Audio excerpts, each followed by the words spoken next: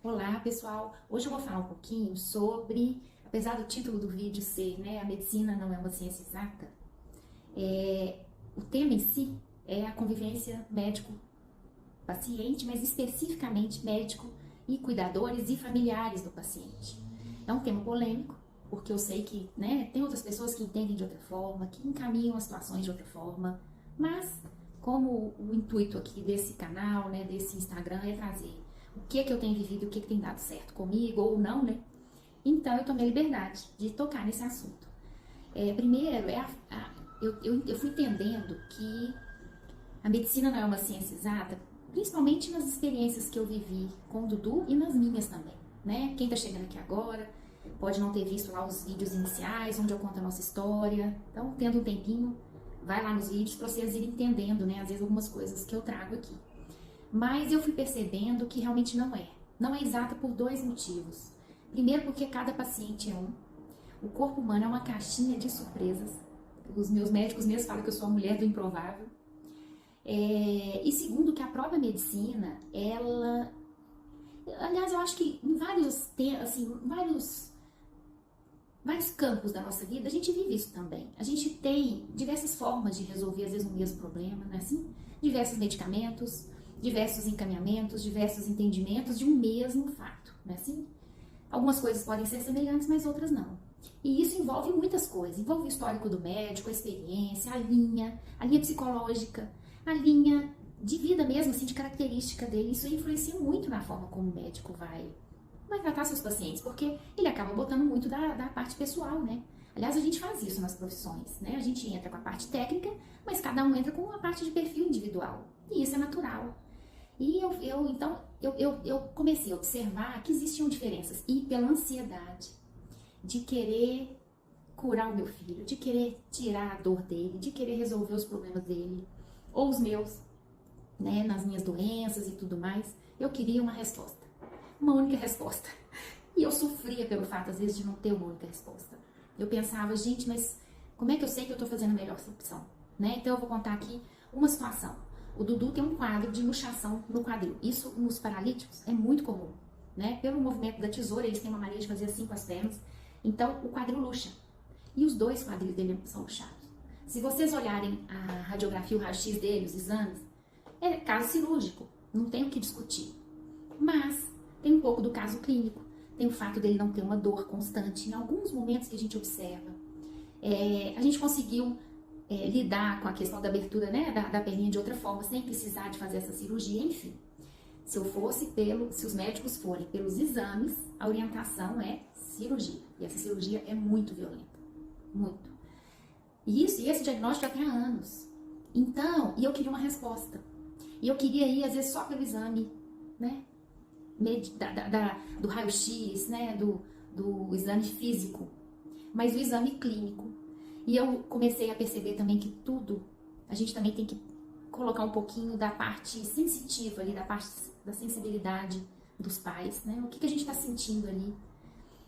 Também nos encaminhamentos. Então, a gente optou por não fazer essa cirurgia ainda, tá certo? Então, tem anos já que tem um diagnóstico que a gente não fez. A gente está contornando pelo fato de ser uma cirurgia muito violenta, de poder perder o efeito da cirurgia e ter que fazer de novo. Então, a gente tem que evitar que essas crianças ficam fazendo essa cirurgia repetidamente. É mais ou menos isso.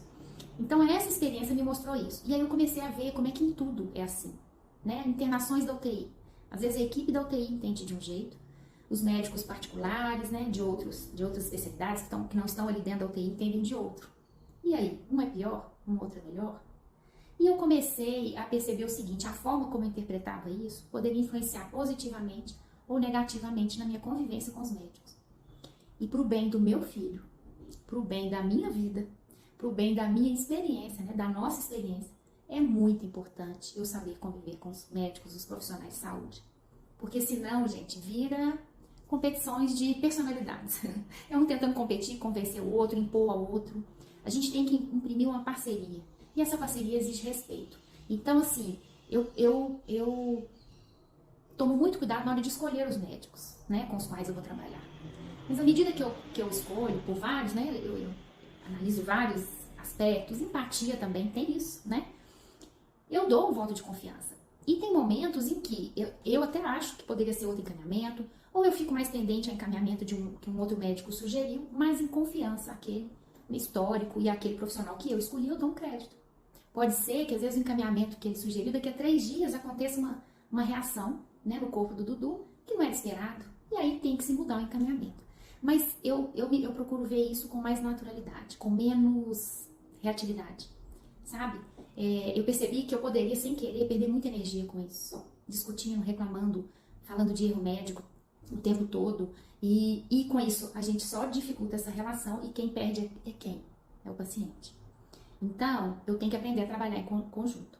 E eu tenho que ir dando, né, o crédito, aí falo um pouquinho o que eu acho e tal, e se de tudo o encaminhamento não tá de acordo com o que eu tô sentindo, né, eu mudo o médico, mas nem por isso eu preciso, às vezes, ser agressiva, né, falar que é um erro, falar que é uma incompetência, eu vejo, às vezes, os médicos sofridos e com receio até de dar um parecer, dar um diagnóstico, por causa dessa, às vezes, agressividade dos pais. Então, ao invés da gente estar sabendo utilizar o que eles têm de melhor, a gente está assustando. E no que eu assusto, o ser fica inseguro. E ele que tem o conhecimento que pode me ajudar, a gente juntos, né, a descobrir a melhor encaminhamento, ele não consegue se expressar porque eu vou com a minha agressividade, a minha impaciência, a minha intolerância e essa necessidade que os pais têm de querer uma resposta, uma solução para o problema, eu acabo afastando pessoas que podem me ajudar muito. Então eu tenho tido, né, eu tenho a equipe que eu tenho mais confiança, tanto o hospital de internação que eu confio mais, a equipe que me apoia na retaguarda, a equipe que me apoia em casa, e eu vou construindo com muito respeito, muita gratidão, a equipe que me apoia em casa, e eu vou construindo com muito respeito, muita gratidão, valorizando o esforço, né, de cada profissional, de cada médico, e dando crédito de confiança. Se por algum motivo esse profissional perder a minha confiança, mas não é por causa de encaminhamentos, é por ser desleal, desonesto, né? Por ter uma má intenção. E eu assim, eu tive problemas com médicos que às vezes não me escutaram. Isso em pronto atendimento. Um dia eu ainda vou contar. Tive dificuldade. Mas má índole, não vi má índole naquele médico. Não vi. Realmente ele não concordava, não entendeu que eu tinha uma experiência ali que poderia ser, né, considerada, né? Porque eu acho que é difícil mesmo o pronto atendimento. Mas má índole, não vi má índole. Agora, vamos supor, né, que aconteça. Eu opto por não trabalhar mais. Mas eu evito. Eu evito porque me tira energia, afasta, às vezes, pessoas boas e pessoas capazes. Eu, às vezes, por impulsividade, né? E a gente precisa muito deles. E quanto mais harmônico, quanto mais respeitosa a relação, mais a gente vai, é tão interessante, as coisas vão fluindo. As coisas, aquela convivência de confiança ajuda tanto o médico que começa a confiar mais na mãe, na serenidade, né, na calma, na sanidade ali de expor, né, as opiniões, o que entende, e aí a gente vai conseguindo trabalhar junto. Então esse é um lado da convivência médico e familiares, né, principalmente familiares e cuidadores, que eu considero que tem toda a relação com esse compreensão, mas é uma compreensão mesmo, na prática, de que a medicina não é uma ciência exata e que os médicos têm essa liberdade, né, dentro de um contexto ali de algumas opções, e que é muito importante a gente saber lidar com essas diferenças, né, de opiniões, de encaminhamentos, e dentro do possível a gente vai, né, mudando alguma coisa e tudo mais. Eu entendo, não, valorizando o esforço, né, de cada profissional, de cada médico, e dando crédito de confiança. Se por algum motivo esse profissional perder a minha confiança, mas não é por causa de encaminhamentos, é por ser desleal, desonesto, né? Por ter uma má intenção. E eu assim, eu tive problemas com médicos que às vezes não me escutaram. Isso em pronto atendimento. Um dia eu ainda vou contar. Tive dificuldade. Mas má índole, não vi má índole naquele médico. Não vi. Realmente ele não concordava, não entendeu que eu tinha uma experiência ali que poderia ser, né, considerada, né, porque eu acho que é difícil mesmo o pronto atendimento, mas má índole, não vi má índole. Agora, vamos supor, né, que aconteça. Eu opto por não trabalhar mais, mas eu evito. Eu evito porque me tira energia, afasta, às vezes, pessoas boas e pessoas capazes. Eu, às vezes, por impulsividade, né, E a gente precisa muito deles. E quanto mais harmônico, quanto mais respeitosa a relação, mais a gente vai, é tão interessante, as coisas vão fluindo. As coisas, aquela convivência de confiança ajuda tanto o médico que começa a confiar mais na mãe, na serenidade, né? Na calma, na sanidade ali de expor, né? As opiniões, o que entende. E aí a gente vai conseguindo trabalhar junto. Então esse é um lado da convivência médico e familiares, né? Principalmente familiares e cuidadores, que eu considero que tem toda relação com esse compreensão, mas é uma compreensão mesmo, na prática, de que a medicina não é uma ciência exata e que os médicos têm essa liberdade, né, dentro de um contexto ali de algumas opções, e que é muito importante a gente saber lidar com essas diferenças, né, de opiniões, de encaminhamentos, e dentro do possível a gente vai, né, mudando alguma coisa e tudo mais. Eu entendo, gente, que os grandes acontecimentos da vida, isso é eu, Viviane, eu entendo que tem muita participação das leis de Deus.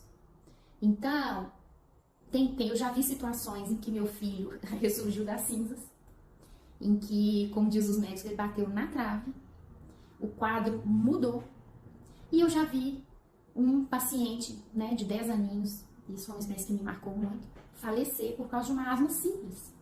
E eu vi todos os recursos sendo utilizados dentro do ambiente da UTI, sendo feito tudo, e nada fazia abrir o pulmão dele. Então, eu penso muito nisso. Tirando aquelas situações em que você vê má índole, uma displicência mesmo assim, a gente tem que saber respeitar essa liberdade do médico, porque é uma profissão muito complicada, desafiadora, que ele lida com vidas, mas que não tem como ele ter 100% de certeza, porque cada corpo reage de um jeito. Não tem como, não tem como. Uma mesma doença, um mesmo quadro, de repente pode trazer outras características em pacientes diferentes. E aí tem que ir adaptando. Então, eu aprendi a respeitar e a trabalhar junto. Então, por isso que eu dei o nome aí da medicina não é uma ciência exata. Mas o foco principal desse vídeo é saber conviver com a classe médica, né, com os profissionais de saúde, de forma a compreender essa dificuldade, essa sutileza que tem ali, né, do limiar ali das decisões.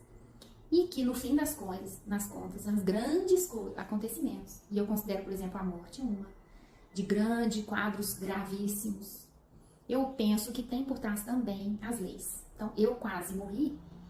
Se eu contar pra vocês aqui o quadro que eu estava, eu não sei porque não era a minha hora de morrer. Porque eu fiquei muito grave. Muito grave. Vocês imaginam eu estar anticoagulada com um rompimento uterino de uma gravidez de 22 semanas, com uma hemorragia. Então, assim, e durou um tempo, porque demorou um pouquinho até que conseguisse me estabilizar para conseguir. Então, é isso.